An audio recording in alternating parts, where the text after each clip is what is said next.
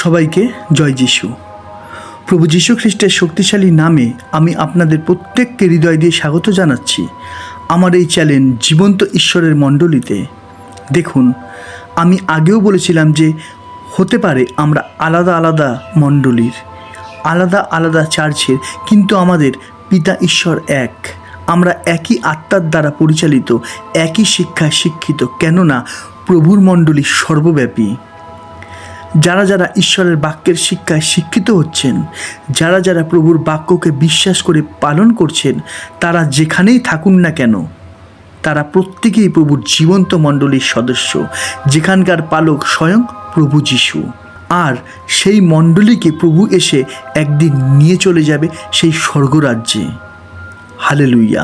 যেমন লেখা আছে, আমরা দেখি যোহন 14:1-2-3 পদ, তোমাদের হৃদয় উদ্বিগ্ন না হোক, ঈশ্বরে বিশ্বাস করো, আমাতেও বিশ্বাস করো। আমার পিতার বাটিতে অনেক বাসস্থান আছে, যদি না থাকিত তোমাদিগকে বলিতাম, কেননা আমি তোমাদের জন্য স্থান প্রস্তুত করিতে যাইতেছি। আর আমি যখন যাই ও তোমাদের জন্য স্থান প্রস্তুত করি, তখন পুনর্বার আসিব এবং আমার নিকটে তোমাদিগকে লইয়া যাইব, যেন আমি যেখানে থাকি তোমরাও সেখানে থাকো। তাই তো এখন আমরা আর অজানা নই, অচেনা নই, কিন্তু এখন আমরা প্রত্যেকেই সেই বিশ্বপিতার সন্তান। তাই তো এখন আমরা আত্মার আত্মীয় হয়ে গেছি। এই সম্পর্ক দৃশ্যমতে দেখা যাবে না, কেননা এই সম্পর্ক ঐশ্বরিক সম্পর্ক ও অনন্তকালীন সম্পর্ক, একমাত্র ঈশ্বরেরই গৌরব হোক। আমেন।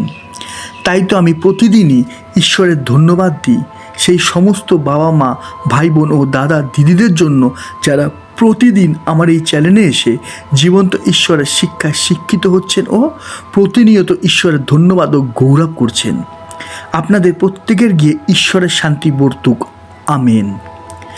আমার চ্যানেলে যেমন প্রতিদিন সকাল 10টার সময় ঈশ্বরের বাক্যের ভিডিও আসে, ঠিক সেইভাবেও প্রতিদিন সন্ধ্যে 7টার সময় ঈশ্বরের বাক্যের শর্ট ভিডিও কিন্তু আসে। দেখুন আর ঈশ্বরের বাক্যে আনন্দিত হন, বিশ্বাসে বলবান হন, আর ঈশ্বরের ধন্যবাদ ও গৌরব করুন, কেননা আমাদের ঈশ্বর ধন্যবাদের ঈশ্বর। হালেলুইয়া। আসুন আমরা প্রার্থনা করে আজকের অনুষ্ঠান শুরু করি। প্রভু, তোমায় ধন্যবাদ দিই এই সুন্দর সময় ও সুযোগ আমাদের প্রত্যেককে করে দেওয়ার জন্য। প্রভু গো, তুমি তো বলেছ যে এই হৃদয় তোমার মন্দির, এই দেহ পবিত্র আত্মার মন্দির, এই মন্দিরে তো তুমি থাকো। তাই তো তোমায় ধন্যবাদ প্রভু গো। তুমি তো সমস্তের সৃষ্টিকর্তা, তাই এই দেহ তোমার, তাই তুমি এই দেহকে সুন্দর করে পবিত্র করে গড়ে তোলো। এই প্রার্থনা যীশু খ্রিস্টের নামে চাইলাম। আমেন। আজকের টপিক কিছু দরকারি বিষয়। আমি আবারও বলছি, আজকের টপিক কিছু দরকারি বিষয়। আসুন আমরা একটু মনোযোগ দিই। দেখুন, আজকের বিষয়টা বোঝার আগে আমি একটা বাক্য দেখাই। আমরা দেখি ইফিসীয় 4:17-18 পদ, অতএব আমি এই বলিতেছি ও প্রভুতে দৃঢ়রূপে আদেশ করিতেছি, তোমরা আর পরজাতীয়দের ন্যায় চলিও না। তাহারা আপন আপন মনের অসারভাবে চলে, তাহারা চিত্তে অন্ধীভূত, ঈশ্বরের জীবনের বহির্ভূত হইয়াছে, আন্তরিক অজ্ঞানতা প্রযুক্ত, হৃদয়ের কঠিনতা প্রযুক্ত হইয়াছে। অর্থাৎ আমাদের আর আগের মতো জীবনযাপন করলে চলবে না, কিন্তু পরিবর্তন হতে হবে। আমি আগেও বলেছি যে কে কি করলো দেখলে চলবে না, কিন্তু আমাদের দেখতে হবে ঈশ্বরের বাক্য আমাদের কি বলছে। তাই আমাদের জীবন থেকে কিছু জিনিস পরিবর্তন করতে হবে। আমি আবারও বলছি, তাই আমাদের জীবন থেকে কিছু জিনিস পরিবর্তন করতে হবে। তাই তো আমি আজকের টপিকের নাম দিয়েছি কিছু দরকারি বিষয়। প্রথমে এই কথাটা আমাদের মাথায় রাখতে হবে যে যে আপনাকে ভালোবাসবে, হ্যাঁ, যে আপনাকে ভালোবাসবে সে আপনার সঙ্গে সব রকমের কথা বলবে। হতে পারে আপনার ভালো লাগুক কি ভালো না লাগুক, কিন্তু যে আপনার ক্ষতি চাইবে, যে আপনাকে ধোঁকা দেবে, সে কিন্তু শুধুমাত্র আপনার মন জুগিয়েই চলবে। সাবধান হন এই বিষয়টা নিয়ে, কেননা লেখা আছে হিতোপদেশ 27:6 পদে, প্রণয়ীর প্রহার বিশ্বস্ততা যুক্ত, কিন্তু শত্রুর চুম্বন অতিমাত্র। আমি আবারও পড়ছি, প্রণয়ীর প্রহার বিশ্বস্ততা যুক্ত, কিন্তু শত্রুর চুম্বন অতিমাত্র। একটু বোঝার চেষ্টা করুন, কেননা এই কাল মন্দ। তারপর মাথায় রাখুন, যদি আপনি প্রভুর পথে চলতে চান তাহলে টাকাকে পকেটে রাখুন। হ্যাঁ, যদি প্রভুর পথে চলতে চান তাহলে টাকাকে পকেটে রাখুন, মাথায় নয়। কেননা পৃথিবীতে টাকা অত নিচে নামেনি যতটা মানুষ টাকার জন্য নিচে নেমে গেছে। লেখা আছে 1 তিমথিও 6:10। কেননা ধনাশক্তি সকল মন্দের একটা মূল, তাহাতে রত হওয়াতে কতক লোক বিশ্বাস হইতে বিপদগামী হইয়াছে। বিষয়গুলোকে গ্রাহ্য করুন, মাথায় রাখবেন, ভুল হয়ে গেলে সেইটা স্বীকার করতে ও সেই রাস্তা ছেড়ে দিতে দেরি করবেন না। আমি আবারও বলছি, ভুল হয়ে গেলে সেইটা স্বীকার করতে ও সেই রাস্তা ছেড়ে দিতে দেরি করবেন না। তাহলে যত দেরি করবেন আপনার ফিরে আসা ততই কঠিন হয়ে যাবে। কেননা লেখা আছে, আমরা দেখি হিতোপদেশ 28:13, যে আপন অধর্ম সকল ঢাকে সে কৃতকার্য হইবে না, কিন্তু যে তাহা স্বীকার করিয়া ত্যাগ করে সে করুণা পাইবে। আমি এরকম অনেক পরিবার দেখেছি যারা ঈশ্বরের পথে আছে। স্বামী স্ত্রীর দোষ ঢেকেছে, স্ত্রী স্বামীর দোষ ঢেকেছে, একে অপরের দোষ ঢেকেছে, কেউ কারুর দোষ স্বীকার করেনি। আজ তারা ঘন অন্ধকারে ডুবে গেছে, তারা জানে না তারা কোথায়। এমন ঘটনা আমি প্রচুর দেখেছি। কিন্তু ঈশ্বরের ধন্যবাদ হোক, ঈশ্বরের বাক্য কিন্তু আমাদের চেতনা দিচ্ছে, তাই না? হালেলুয়া! কেমন লাগছে? যদি ভালো লাগে তাহলে ঈশ্বরকে একটা ধন্যবাদ দিন। দেখুন, আমি টাকা পয়সা চাইছি না, চাইছি একটু ধন্যবাদ। কেননা আমাদের ঈশ্বর ধন্যবাদের ঈশ্বর। হালেলুয়া! একটা বিষয় গ্রাহ্য করুন, একটা ছোট্ট মোমবাতি থেকে শিক্ষা লাভ করুন। বাঁচতে হলে না মোমবাতির মতো বাঁচুন।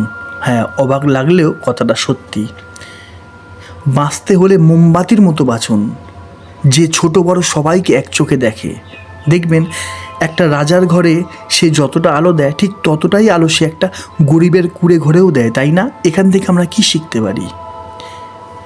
আমরা দেখি যাকব 2:2-4 কেননা যদি তোমাদের সমাজগৃহে স্বর্ণময় অঙ্গুরিয়ে ও শুভ্র বস্ত্রে ভূষিত কোনো ব্যক্তি আইসে এবং মলিন বস্ত্র পরিহিত কোনো দরিদ্রম আইসে, আর তোমরা সেই শুভ্র বস্ত্র পরিহিত ব্যক্তির মুখ চাইয়া বলো, আপনি এখানে উত্তম স্থানে বসুন, কিন্তু সেই দরিদ্রকে যদি বলো, তুমি ওখানে দাঁড়াও, কিংবা আমার পাদপীঠের তলে বসো, তাহা হইলে তোমরা কি আপনাদের মধ্যে ভেদাভেদ করিতেছ না এবং মন্দ বিতর্কে লিপ্ত বিচারকর্তা হইতেছ না?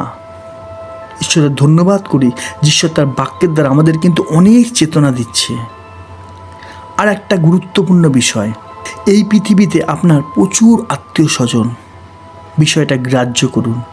এই পৃথিবীতে আপনার প্রচুর আত্মীয় স্বজন, প্রচুর বন্ধু বান্ধব, তাই না? আপনাকে কে মনে রাখবে এই পৃথিবীতে?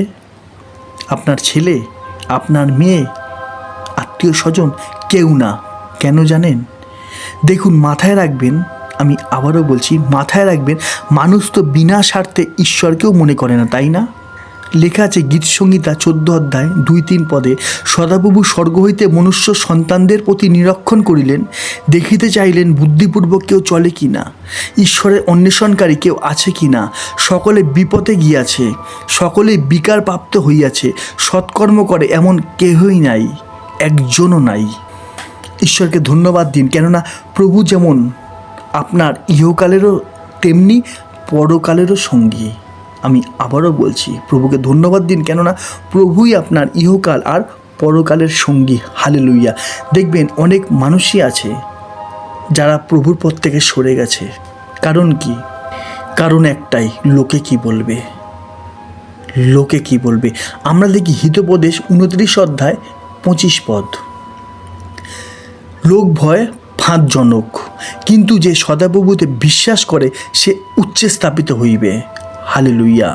সবশেষে একটা কথা, আপনি কি জানেন একজন এমন আছে যে আপনাকে সবার থেকে আর সবচেয়ে বেশি ভালোবাসে? আমি আবারও বলছি, আপনি কি জানেন একজন এমন আছে যে আপনাকে সবার থেকে আর সবচেয়ে বেশি ভালোবাসে? তার ভালোবাসায় কোনো স্বার্থ জড়িয়ে নেই, তার ভালোবাসা নিঃস্বার্থ ভালোবাসা। সে হলো প্রভু যিশু। আপনি কি জানেন প্রভু এই পৃথিবীতে আপনার জন্য এসেছিলেন? তিনি আপনার জন্যই ক্রুশে মৃত্যুবরণ করেছেন। বিশ্বাস করা না করা আপনার উপরে, কিন্তু যদি বিশ্বাস করেন তাহলে এই বাক্য কিন্তু আপনার জন্য। আমরা দেখি যোহন 11:25 যিশু তাহাকে কইলেন, আমি পুনরুত্থান ও জীবন, যে আমাদের বিশ্বাস করে সে মরিলেও জীবিত থাকিবে। হালেলুইয়া। একমাত্র ঈশ্বরেরই গৌরব হোক। আমেন। আমাদের প্রত্যেকেরই ঈশ্বরকে ধন্যবাদ দেওয়া উচিত, কেননা তিনি তার পবিত্র জীবন্ত বাক্যের দ্বারা আমাদের তার শিক্ষায় শিক্ষিত করছেন, পরিবর্তন করছেন। তাই হোক। আমেন। তাই তো আমি বারবারই বলে থাকি যে আপনারা যত বেশি করে সম্ভব ঈশ্বরের এই জীবন্ত বাক্যগুলো ছড়িয়ে দিন প্রচুর নতুন নতুন মানুষের কাছে, যেন তারাও প্রভুর আলোয় আলোকিত হতে পারে। কেননা এটাই ঈশ্বরের ইচ্ছা। তাই ঈশ্বরের ইচ্ছাই সিদ্ধ হোক। আমেন। ঈশ্বরের অনুগ্রহ, ঈশ্বরের বাক্যে বিশ্বাসী প্রত্যেক ভাই বোনেদের গৃহে বর্তুক। আমেন। যিনি একমাত্র ঈশ্বর, আমাদের ত্রাণকর্তা, আমাদের প্রভু যীশু খ্রিস্ট দ্বারা তাহারই প্রতাপ, মহিমা, পরাক্রম ও কর্তৃত্ব হোক সকল যুগের পূর্বাবধি এবং এখন এবং সমস্ত যুগ পর্যায়ে হোক। আমেন। আজ এতটাই। আবার দেখা হবে ঈশ্বরের জীবন্ত বাক্যের নতুন কোনো শিক্ষা নিয়ে। ততক্ষণ সবাইকে জয় যিশু, জয় যিশু, জয় যিশু।